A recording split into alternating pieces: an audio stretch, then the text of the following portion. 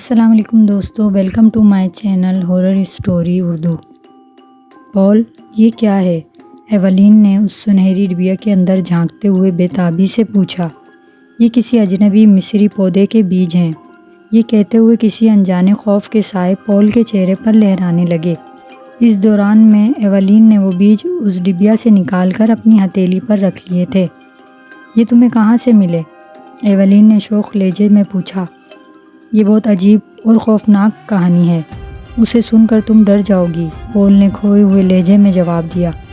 اس کے انداز نے ایولین کے تجسس کو اور بھڑکا دیا۔ تم جانتے ہو مجھے خوفناک کہانیاں سننا کتنا پسند ہے، جلدی سناؤ، میں تمہیں خبردار کر رہا ہوں کہ یہ سب سن کر تم ڈر جاؤ گی۔ مجھے ساری کہانی سناؤ، میں بالکل بھی خوفزدہ نہیں ہوں۔ اچھا رکو، مجھے یاد کرنے دو۔ یہ ان دنوں کی بات ہے جب میں پروفیسر نیل کے ساتھ مصر کی سیاحت کرنے گیا ہوا تھا۔ ایک دن ہمارا گائیڈ ہم دونوں کو ایک پرانے مقبرے کی سیر کروانے لے گیا۔ تم تو جانتی ہو مصر میں تاریخ کا ایک بہت بڑا ذخیرہ ہے، وہاں جا کر وقت کا احساس ختم ہو جاتا ہے۔ تھکاوٹ اور بوریت وہاں کوئی معنی نہیں رکھتے۔ یہ مقبرہ دو صحرا کے اندر تھا۔ اس نیم تاریک مقبرے کے اندر کئی گرد آلود راہداریاں اور برآمدے بنے ہوئے تھے۔ ہوا کی آمد و رفت بھی بہت کم تھی۔ ہم ان تنگ راہداریوں میں پھرتے اور دیواروں پر لکھی قدیم عبارتیں پڑھتے رہے۔ جا بجا ممیوں کے تابوت پڑے ہوئے تھے، کہیں کہیں دیواروں میں طاقچے بنے ہوئے تھے، ان میں بھی صدیوں پہلے کے تابوت رکھے ہوئے تھے۔ میں چند ہی گھنٹوں بعد بری طرح تھک گیا اور پروفیسر سے واپس چلنے کو کہا، مگر وہ ابھی واپس جانا نہیں چاہتا تھا۔ اب مجبوری یہ تھی کہ میں اس کے بغیر واپس بھی نہیں جا سکتا تھا، کیونکہ ہمارے پاس ایک ہی گائیڈ تھا، اس لیے میں وہاں رکنے پر مجبور تھا۔ جمال جو ہمارا گائیڈ تھا وہ دیکھ رہا تھا کہ میں تھک چکا ہوں، اس لیے اس نے مشورہ دیا کہ کسی جگہ ٹھہر کر کچھ آرام کر لیا جائے۔ خود وہ ایک اور گائیڈ کا انتظام کرنے چلا گیا تاکہ پروفیسر نیل کو اس کے حوالے کر کے مجھے ہوٹل واپس لے چلے۔ ہم ایک کھلی حال نما جگہ پر بیٹھے اپنے آپ کو محفوظ خیال کر رہے تھے۔ جمال جلدی آنے کا وعدہ کر کے چلا گیا۔ پروفیسر بیٹھ کر اپنے نوٹس لکھنے لگا اور میں زمین پر لیٹ گیا۔ مجھے نیند محسوس ہو رہی تھی۔ تھوڑی دیر بعد اچانک کسی انجانے خطرے کے احساس کے تحت میری آنکھ کھل گئی۔ میں اٹھ کر بیٹھ گیا۔ میں نے دیکھا کہ اب میں وہاں بالکل تنہا تھا۔ جمال جو جلتی ہوئی مشعل ہمارے لیے چھوڑ گیا تھا وہ اپنی جگہ موجود اور روشن تھی، مگر پروفیسر نیل اپنی جگہ سے غائب تھا۔ خوف کے احساس نے مجھے گھیر لیا۔ چند لمحے بعد میں نے اپنے حواس بحال کیے اور آس پاس کا جائزہ لینے لگا۔ اچانک میری نظر ایک کاغذ کے ٹکڑے پر پڑی۔ اس پر میرے لیے ایک پیغام لکھا گیا تھا اور تحریر پروفیسر نیل کی تھی۔ تم آرام کرو، میں کچھ آگے اپنی تحقیق کے سلسلے میں جا رہا ہوں، میرے پیچھے مت آنا، میں اپنا راستہ خود تلاش کر لوں گا۔ میں نے نشانی لگا دی ہے، میرے آنے تک فرعونوں کے خواب دیکھو اور مزے کرو۔ پروفیسر نیل۔ پہلے تو اس بوڑھے خپتی پروفیسر کے اس فعل پر مجھے ہنسی آئی، مگر تھوڑی دیر بعد میں اس کے لیے فکر مند ہونے لگا۔ کچھ دیر بعد یہ فکر مندی پریشانی میں بدلنے لگی۔ جب کافی دیر گزر گئی تو میں نے اس کے پیچھے جانے کا فیصلہ کر لیا۔ مجھے وہاں ایک مضبوط رسی نظر آئی جس کا ایک سرا ایک پتھر کے ساتھ بندھا ہوا تھا اور دوسرا سرا کسی راہداری کے اندر غائب ہو رہا تھا۔ میں سمجھ گیا کہ پروفیسر نے اسی نشانی کے متعلق لکھا تھا۔ اب وہ اس رسی کے سہارے آگے جائے گا اور پھر اس کے ساتھ ساتھ واپس آ جائے گا۔ میں قدرے مطمئن ہو گیا اور جلتی ہوئی مشعل اٹھا کر اسی رسی کے ساتھ ساتھ چلنے لگا۔ یہ رسی مختلف رستوں سے گزرتی اور مڑتی ہوئی چلی جا رہی تھی۔ ہر موڑ پر امید ہوتی کہ بوڑھا پروفیسر یہیں کہیں کسی تاریخی چیز کے ساتھ الجھا ہوا ہوگا، مگر رسی تو چلتی ہی جا رہی تھی۔ پھر اچانک رسی ختم ہو گئی۔ میرا دل ایک دم زور زور سے دھڑکنے لگا، کیونکہ یہاں بھی پروفیسر کہیں نظر نہیں آ رہا تھا۔ میں نے زمین پر نگاہ ڈالی مگر قدموں کے نشانات بھی واضح نہ تھے۔ میرے دماغ میں ایک دم خطرے کی گھنٹی بجنے لگی۔ مجھے یوں لگا جیسے پروفیسر ہمیشہ کے لیے کھو گیا ہے۔ میں نے کان لگا کر غور سے سنا تو کہیں دور سے ایک مدھم سی آہٹ میرے کانوں سے ٹکرائی۔ میں نے اونچی آواز میں پروفیسر کو پکارا تو دوبارہ وہی مدھم سی آہٹ سنائی دی۔ یہ یقیناً پروفیسر نیل تھا، جو راہ بھول چکا تھا اب میں وقت ضائع نہیں کر سکتا تھا۔ میں نے مشل وہیں ایک جگہ اٹکائی تاکہ واپسی کا اندازہ رہے اور خود اپنے سامنے کے سیدھے راستے پر بھاگا۔ میں پاگلوں کی طرح بھاگ رہا تھا، مجھے اپنے کھو جانے کی فکر نہ تھی، مجھے تو بس پروفیسر کو تلاش کرنے کی جستجو تھی۔ میں اس آواز کے پیچھے بھاگ رہا تھا۔ کہیں ایک موڑ مڑ کر جب میں ایک بڑے راستے پر پہنچا تو ایک جلتی ہوئی مشل کی روشنی میری آنکھوں میں پڑی۔ وہ پروفیسر نیل ہی تھا اور مشل اس کے ہاتھوں میں کپکپا رہی تھی۔ جلدی کرو، اس خوفناک جگہ سے باہر نکلو، وہ مجھے دیکھتے ہی چیخ اٹھا۔ اس کے ماتھے پر پسینے کے قطرے صاف دیکھے جا سکتے تھے۔ آؤ، ہم زیادہ دور نہیں ہیں، ہم جلدی باہر پہنچ جائیں گے اور پھر محفوظ ہو جائیں گے۔ مگر یہ بات کرتے ہی میرے جسم میں خوف کی ایک سرد لہر دوڑ گئی۔ میں پروفیسر کو تلاش کرنے کی کوشش میں خود ان بھول بھلائیوں کا شکار ہو چکا تھا۔ کافی دیر کی کوشش کے بعد بھی واپسی کا راستہ نہ مل سکا۔ میں نے بہت کوشش کی کہ بھاگتے ہوئے جو نشانیاں دیکھی تھیں ان کو یاد اور تلاش کر سکوں، مگر کچھ بھی ہاتھ نہ آیا۔ ہر موڑ پر گمان ہوتا کہ اب وہ مشل نظر آ جائے گی جسے میں اپنے پیچھے جلتی ہوئی چھوڑ آیا تھا۔ کہیں کوئی روشنی نظر نہ آئی۔ میں زمین پر جھک کر قدموں کے نشانات بھی ڈھونڈتا رہا، مگر مایوسی کے سوا کچھ ہاتھ نہ آیا۔ بس یہی سمجھ میں آیا کہ ہم غلط راستے پر تھے۔ میں اپنی جگہ اٹھتے ہوئے پروفیسر نیل سے بس یہی کہہ پایا، ہم راہ کھو چکے ہیں۔ مجھے یہ بھی اندازہ ہو رہا تھا کہ باہر دن ختم ہو رہا ہے اور شام ہونے کے قریب ہے، مگر ہم مقبرے کے اندر موت کے اندھیروں کی طرف بڑھ رہے تھے۔ مجھے پروفیسر کی بھی فکر تھی۔ میں نے سوچا شاید وہ تھک چکا ہو، مگر وہ حیران کن طور پر خاموش، پرسکون اور تر و تازہ تھا۔ میری طرف دیکھ کر وہ کہنے لگا، یہاں کئی لوگوں کے قدموں کے نشانات ہیں، یقیناً وہ یہاں سے گزر کر باہر گئے ہیں۔ آؤ ان نشانات کا پیچھا کرتے ہیں، یہ یقیناً ہمیں باہر کے راستے کی طرف لے جائیں گے۔ مجھے اس کی بات مناسب معلوم ہوئی اور ہم چلتے رہے۔ اچانک ایک جگہ پروفیسر کا پاؤں کسی پتھر پر غلط پڑ گیا اور وہ زمین پر گر گیا۔ اس کے پاؤں میں بری طرح موچ آ گئی تھی۔ وہ چلنے پھرنے سے معذور ہو گیا۔ وہ شدید درد سے بری طرح کرا رہا تھا۔ مشل بھی بس اب بجھنے ہی والی تھی۔ یہ سب علامتیں دل دہلا دینے والی تھیں۔ ہم دونوں یہاں بری طرح پھنس چکے تھے۔ میں درد سے کراہتے ہوئے پروفیسر کے پاس زمین پر بیٹھ گیا۔ ساری امیدیں دم توڑتی نظر آ رہی تھیں۔ میں پروفیسر کو تنہا چھوڑ کر آگے بھی نہیں جا سکتا تھا۔ پروفیسر نے مجھے مخاطب کیا، پول، تم بھی میرے ساتھ یہاں پھنس گئے ہو، ہم ایک اور کوشش کر سکتے ہیں۔ میں نے کہیں پڑھا تھا کہ اسی طرح ایک پارٹی کہیں کسی مقبرے میں پھنس گئی تھی جیسے ہم۔ انہوں نے آگ کی مدد سے اپنے آپ کو بچایا تھا۔ آگ سے؟ میں نے حیرت زدہ ہو کر پوچھا۔ ہاں، انہوں نے آگ جلا کر دھواں پیدا کیا۔ دھواں آواز اور روشنی سے زیادہ دور تک جاتا ہے اور گائیڈ فوراً سمجھ جاتے ہیں کہیں کچھ انہونی ہوئی ہے اور وہ مدد کو پہنچ جاتے ہیں۔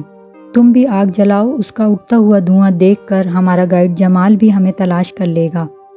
مگر آگ بغیر لکڑی کے کیسے جل سکتی ہے اور یہاں لکڑی کہاں ہے؟ پروفیسر نے کچھ بولنے کے بجائے میرے پیچھے ایک طاق کی طرف اشارہ کیا۔ میں نے گھوم کر دیکھا تو ششدر رہ گیا۔ وہاں دیوار میں بنے طاق میں ایک ممی کا تابوت رکھا ہوا تھا۔ صدیوں پرانے یہ خشک تابوت ایندھن کے طور پر استعمال ہو سکتے ہیں۔ پروفیسر عجیب سے لہجے میں بولا تو میں نے آگے بڑھ کر اس تابوت کو نیچے کھینچ لیا۔ مجھے گمان تھا کہ یہ تابوت خالی ہے، مگر وہ ایک دھماکے سے نیچے گرا اور ٹوٹ کر کھل گیا۔ ایک ممی لڑک کر باہر آن گری۔ یہ نظارہ دیکھ کر خوف کے مارے میرے اعصاب تن گئے۔ میں نے پلٹ کر پروفیسر کی طرف دیکھا۔ اس کو شاید اس کی امید تھی، اس لیے وہ قدرے پرسکون تھا۔ اس نے مجھے دوبارہ اشارہ کیا تو میں نے ممی کو گھسیٹ کر ایک طرف کیا اور خالی تابوت کو اپنی مشل سے آگ دکھا دی۔ جلد ہی دھواں ان راستوں پر پھیلنے لگا جو وہاں سے نکل رہے تھے۔ جب میں آگ جلا رہا تھا تو شاید پروفیسر اپنی تکلیف اور درد بھول گیا تھا۔ اس نے ممی کو اپنے قریب گھسیٹا اور اس کی صدیوں پرانی پٹیاں ادھیڑتے ہوئے مجھ سے کہنے لگا، آؤ میری مدد کرو، ہم اس تاریخی خزانے کو جو ان قدیم پٹیوں میں لپٹا ہوا ہے صدیوں بعد دیکھنے والے پہلے انسان ہوں گے۔ یہ کسی عورت کی ممی تھی اور مجھے لگ رہا تھا کہ ہم کچھ خاص اور نایاب قیمتی چیز دریافت کرنے والے ہیں۔ اس دوران میں وہ اس ممی کی پٹیاں ہٹاتا رہا۔ جوں جوں پٹیاں ہٹ رہی تھیں، پورے ماحول میں ایک عجیب ناگوار سی بو پھیلتی جا رہی تھی۔ میں غیر ارادی طور پر پروفیسر کی بات مان کر اس کا ہاتھ بٹا رہا تھا، حالانکہ میں اس انجان عورت کی بوسیدہ ہڈیوں سے بہت خوف زدہ تھا۔ کام کرتے ہوئے میں سوچ کر حیران ہو رہا تھا، ان پٹیوں میں لپٹی یہ کالی بدصورت چیز کبھی حسن اور دلکش عورت رہی ہوگی۔ اس کی پٹیوں کے اندر سے گرتے مسالوں کی بو ہماری ناک میں چڑھ رہی تھی۔ کچھ تاریخی قدیم سکے اور نایاب قیمتی زیورات بھی اس ممی کی پٹیوں سے برآمد ہوئے۔ تقریباً تمام پٹیاں ممی کے جسم سے ہٹ گئیں۔ اس کا چھوٹا سا گول سر نظر آنے لگا، جس پر ابھی تک بالوں کی چند لٹیں نظر آ رہی تھیں۔ کانپتے ہاتھوں سے میں نے اس پر سے پٹیاں اتارنا شروع کر دیں۔ تھوڑی ہی دیر بعد مجھے وہاں چھوٹی سی ایک سنہری ڈبیا نظر آئی۔ یہ سنتے ہی ایولین زور سے چیخی اور اپنے ہاتھ میں پکڑی سنہری ڈبیا کو خوف کے مارے زمین پر گرا دیا۔ اس غریب ممی کے تحفے کو یوں تو نہ گراؤنا، میں اپنے آپ کو کبھی معاف نہ کر پاؤں گا۔ اس ڈبیا کو چرانے اور اس ممی کو آگ لگانے کے لیے اسے جلا دیا؟ پول، تمہارا کیا مطلب ہے؟ ایولین نے حیرت بھرے لہجے میں پوچھا۔ میں تمہیں بتاتا ہوں، جب ہم اس ممی کی پٹیاں ہٹانے میں مصروف تھے تو وہاں جلتی آگ دھیمی پڑنے لگی۔ وہ خشک تابوت فوراً ہی جل گیا تھا۔ دور سے آتی ایک ہلکی سی پکار نے ہماری امید جگا دی تھی۔ یہ آواز سنتے ہی پروفیسر نیل چلایا، پول، آگ کو مزید بھڑکاؤ، جمال ہمیں تلاش کرتا ہوا آ رہا ہے۔ دھوئیں کو کم نہ ہونے دینا، ورنہ ہم ہمیشہ کے لیے کھو جائیں گے۔ مگر اب ہمارے پاس مزید کوئی لکڑی نہیں ہے۔ تابوت چھوٹا سا تھا اور وہ سارا جل چکا ہے۔ پروفیسر نیل نے اپنا اوپری لباس اتارا اور اسے بجھتی ہوئی آگ کے اوپر رکھ دیا۔ میں نے بھی یہی عمل کیا۔ ایک لمحے کے لیے تو آگ بھڑکی، مگر یہ کپڑے فوراً ہی جل کر خاکستر ہو گئے۔ ان سے کوئی دھواں نہ اٹھا۔ پروفیسر نیل نے چند لمحے آس پاس دیکھا، پھر ایک دم اس کی آنکھیں چمکنے لگیں۔ اس نے ممی کی طرف دیکھتے ہوئے مجھے حکم دیا، اس کو جلا دو۔ پروفیسر کی بات سن کر میں ہکا بکا رہ گیا۔ اس کی طرف حیرت سے دیکھتے ہوئے پوچھا، کیا اس ممی کو جلا دوں؟ ہاں، یہ چند بوسیدہ ہڈیاں ہمیں زندگی دے سکتی ہیں، تو ان کو جلانے میں کوئی حرج نہیں۔ میں نے فوراً اس کے حکم کی تعمیل کی۔ آگ کا ایک بھبکا سا اٹھا اور جلتی ہوئی ممی سے اٹھتا ہوا دھواں بادلوں کی صورت تنگ راستے کی طرف بڑھا۔ اس کی بو اور کثافت کی وجہ سے ہمارا بھی دم گھٹنے لگا تھا۔ میرے دماغ پر غبار چھانے لگا۔ ہوا میں لوگوں کے عجیب ہیولے نظر آنے لگے۔ میں بے ہوش ہو رہا تھا۔ ایولین نے ایک گہری سانس بھری اور ان بیجوں کو اپنی ہتھیلی پر رکھ کر یوں دیکھنے لگی جیسے ان کی بو اسے تنگ کر رہی ہو۔ پول کا چہرہ اپنی کہانی کے جوش سے تمتما رہا تھا۔ اس کی کالی آنکھیں چمک رہی تھیں۔ وہ کہکے لگاتے ہوئے دوبارہ کہنے لگا، پھر جمال نے اس دھوئیں کی مدد سے ہمیں تلاش کر کے ہمیں وہاں سے نکال لیا۔ اس کے بعد ہم دونوں نے دوبارہ کسی مقبرے کی سیر کرنے سے توبہ کر لی۔ ایولین نے پول سے پوچھا، مگر وہ ڈبیا تم اسے اپنے ساتھ کیسے لے کر آئے؟ پروفیسر نیل نے دوسری تمام چیزیں اپنے پاس رکھ لیں۔ یہ ڈبیا میں نے اس سے لے لی۔ مگر تم نے تو کہا تھا کہ یہ سرخ بیج نقصان دہ ہیں۔ ایولین کی دلچسپی اس کہانی میں بڑھ گئی تھی اور اس کا تجسس اس کے چہرے سے ظاہر تھا۔ پروفیسر نیل نے بعد میں اس ممی کے متعلق جو تحقیق کی، اس کے مطابق اور ممی کے ساتھ ملنے والے پیپرز کے ٹکڑوں پر لکھی تحریر سے معلوم ہوا کہ یہ عورت اپنے زمانے کی مشہور ساحرہ تھی۔ اس نے بد دعا کی تھی کہ جو کوئی اس کے آرام میں خلل ڈالے گا وہ زندہ نہیں بچے گا۔ مجھے اس بد دعا پر یقین نہیں ہے کہ یہ ہمیں کوئی نقصان پہنچا سکتی ہے، مگر یہ حقیقت ہے کہ اس دن کے بعد سے نیل کبھی پرسکون نہیں رہا۔ وہ اس چوٹ سے بھی ابھی تک صحت مند نہیں ہوا جو اس مقبرے میں پھسلنے کے باعث اس کی ٹانگ پر لگی تھی۔ میں توہمات پر یقین نہیں رکھتا، مگر یہ ممی آج بھی مجھے خواب میں آ کر ڈراتی ہے۔ ان الفاظ کے بعد خاموشی کا ایک طویل وقفہ آیا۔ پول کچھ سوچتا رہا اور ایولین اس کو دیکھتی رہی۔ پھر اس نے مسکراتے ہوئے ان بیجوں کی طرف دیکھا اور کہنے لگی، تم ان بیجوں کو زمین میں بو کیوں نہیں دیتے؟ دیکھتے ہیں اس پر پھول اگتے ہیں یا نہیں۔ مجھے نہیں لگتا کہ ایک ممی کے سینے پر صدیوں ایک مقبرے میں بند رہنے کے بعد یہ اگ سکیں، پول دھیمے لہجے میں بولا۔ مجھے کوشش کرنے دو۔ میں نے ایک مضمون میں پڑھا تھا کہ اسی طرح ایک ممی کے تابوت سے ملنے والی گندم آج کل کے زمانے میں اگائی جا چکی ہے۔ اگر یہ سچ ہے تو پھر یہ خوبصورت بیج کیوں نہیں اگ سکتے؟ میں انہیں اگتا ہوا دیکھنا چاہتی ہوں۔ کیا مجھے اجازت ہے؟ نہیں، میں اسے بیکار کی مشقت سمجھتا ہوں۔ مجھے اس معاملے میں بہت تشویش ہے اور میں کسی نئے معاملے میں نہیں پڑنا چاہتا۔ ہو سکتا ہے یہ زہریلے ہوں یا ان میں کوئی شیطانی یا جادوئی قوت ہو۔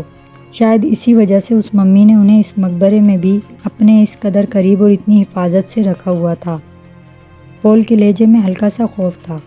تو تم توہم پرست بنتے جا رہے ہو۔ مجھے تمہاری باتوں پر ہنسی آ رہی ہے۔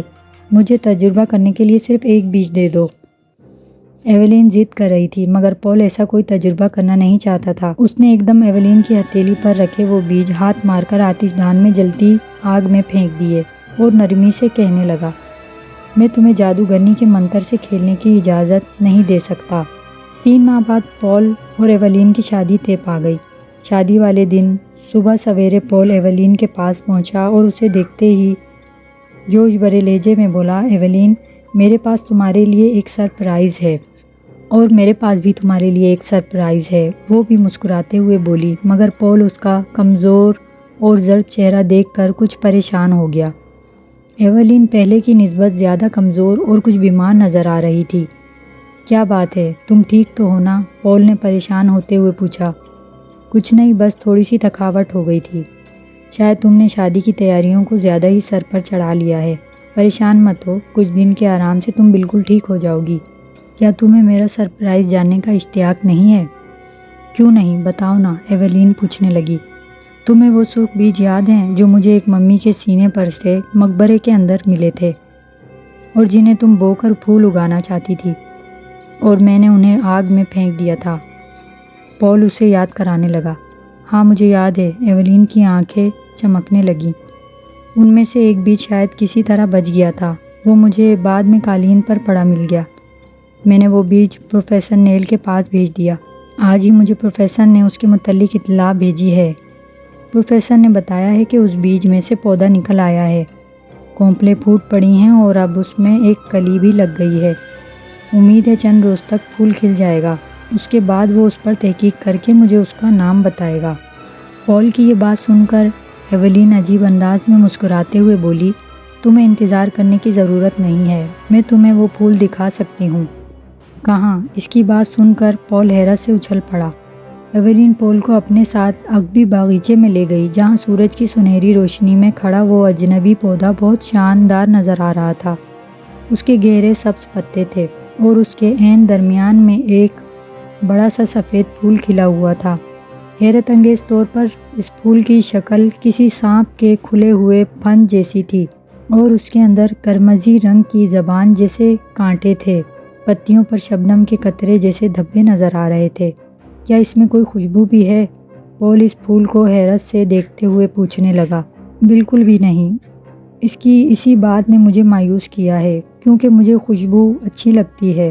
ایولین پیار سے اس پودے کی سبز پتیوں پر ہاتھ پھیرتے ہوئے بولی جو اس کے ہاتھ کے لمس سے تھرتھرا رہی تھی۔ پول نے دیکھا تنے کا ارغوانی رنگ مزید گہرا ہوتا چلا جا رہا تھا۔ یہ تم نے کیسے اگا لیا؟ ایک دم پول کو کچھ یاد آیا تو وہ بے تابی سے پوچھنے لگا۔ جب تم نے وہ بیج آگ میں پھینکے تو اس میں سے 2 قالین پر گر گئے تھے۔ ان میں سے ایک بعد میں تلاش کرنے پر مجھے مل گیا۔ میں نے اس کو مٹی میں دبا دیا، روزانہ پانی دیا، دیکھ بھال کی۔ میں یہ دیکھ کر حیران رہ گئی کہ جلد ہی ایک پودے نے زمین سے سر نکال لیا۔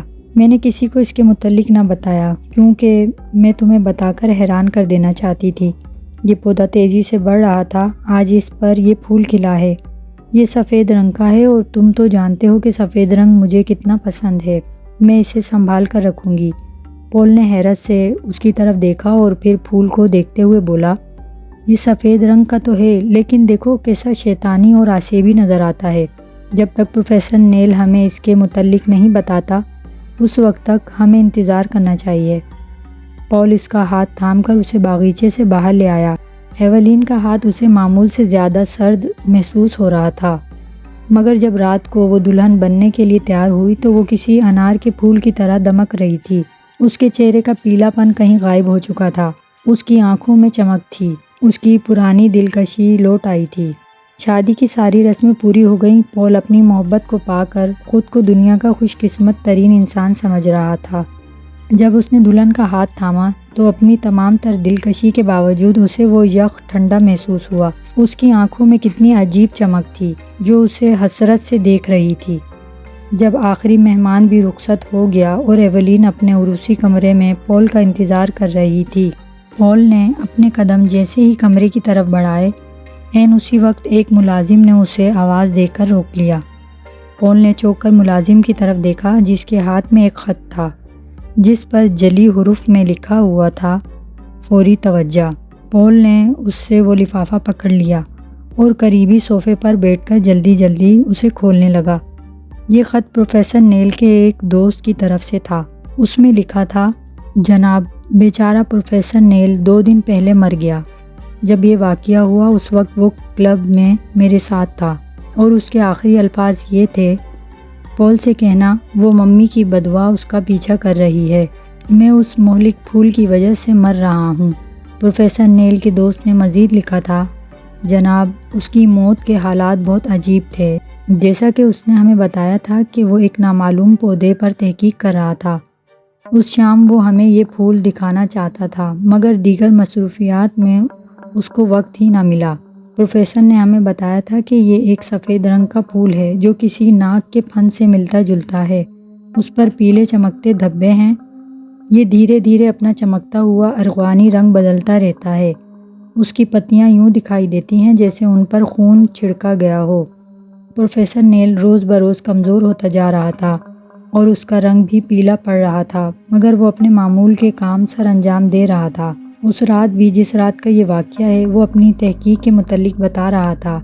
بات کرتے کرتے وہ اچانک اپنی کرسی سے یوں نیچے جا گرا جیسے اس کی دماغ کی نس پھٹ گئی ہو۔ ہم سب نے مل کر جلدی جلدی اسے گھر پہنچایا اور ڈاکٹر کو بلا بھیجا۔ ڈاکٹر کے پہنچنے سے پہلے ہی وہ انتقال کر گیا۔ مرتے ہوئے بھی وہ کافی اذیت میں بڑبڑا رہا تھا، ممی، احرام، ناگ، مہلک، بددعا۔ وہ ارغوانی دھبے جو پھول پر تھے وہ اس کی موت کے بعد اس کے جسم پر نمودار ہو گئے۔ اس کا پورا جسم سوکھے پتے کی مانند لرز رہا تھا۔ میری خواہش پر اس پراسرار پھول کا معائنہ کیا گیا تو اس میں سے ہمیں ایک نہایت مہلک زہر کے اثرات ملے جو قدیم مصری جادوگر استعمال کیا کرتے تھے۔ یہ پودا آہستہ آہستہ اس کی جان لے لیتا ہے جو اس کی کاشت کرتا ہے۔ یہ پھول جو محض 2 یا 3 گھنٹے کے لیے کھلتا ہے وہ انسان کو یا تو پاگل کر دیتا ہے یا پھر مار دیتا ہے۔ یہ پڑھتے ہوئے وہ کاغذ پول کے ہاتھوں سے گر گیا، اس سے آگے نہ پڑھا گیا۔ وہ تیزی سے اٹھا اور اس کمرے کی طرف بھاگا جہاں اس کی نوبیاہتا حسین دلہن اس کا انتظار کر رہی تھی۔ جب وہ کمرے میں داخل ہوا تو وہ دروازے پر ہی ٹھٹک کر رک گیا۔ ایولین بیٹھے بیٹھے ہی بستر پر گری ہوئی تھی، وہ بے حس و حرکت تھی۔ اس کا آدھا چہرہ پردے کے سائے میں تھا جو مسیری کے اوپر تنا ہوا تھا۔ ایولین، اٹھو، میری بات سنو، کیا وہ پھول آج کھلا تھا؟ پول نے قریب جاتے ہوئے بےتابی سے پوچھا۔ ایولین نے کوئی جواب نہ دیا مگر اب اسے جواب دینے کی کوئی ضرورت بھی نہیں تھی، پول خود ہی سب سمجھ گیا تھا۔ وہاں اسے وہ آسیبی پھول نظر آ رہا تھا جس کی سفید پتیاں بستر پر بکھری پڑی تھیں اور ان پر شبنم کے دھبے یوں نظر آ رہے تھے جیسے تازہ خون کے قطرے۔ پول نے گھبرا کر اپنی دلہن کی طرف دیکھا جس کا چہرہ پہلے سے زیادہ پیلا پڑ چکا تھا۔ وہ حسین چہرہ اب اس کے سامنے یوں پڑا تھا جیسے صدیوں پرانا ہو۔ وہ پھول اس کی زندگی کو پی گیا تھا۔ اس کی آنکھوں میں کوئی پہچان نہ تھی، صرف دھیمی دھیمی سانس، رکی رکی سی نبض اور کھلی آنکھیں بتا رہی تھی کہ وہ ابھی زندہ ہے۔ وہ وہم اور ماورائی خوف جس کا وہ مذاق اڑایا کرتی تھی وہ سچ ثابت ہو رہا تھا۔ صدیوں پرانی بددعا اپنا رنگ دکھا رہی تھی۔ اس نے اپنے ہاتھوں اپنی خوشیوں کا خاتمہ کر لیا تھا، اب موت ہی اس کا انجام تھی۔ اس کے بعد اپنی پوری زندگی پول نے تنہائی میں گزار دی۔ محبت اس کی زندگی سے روٹھ گئی تھی۔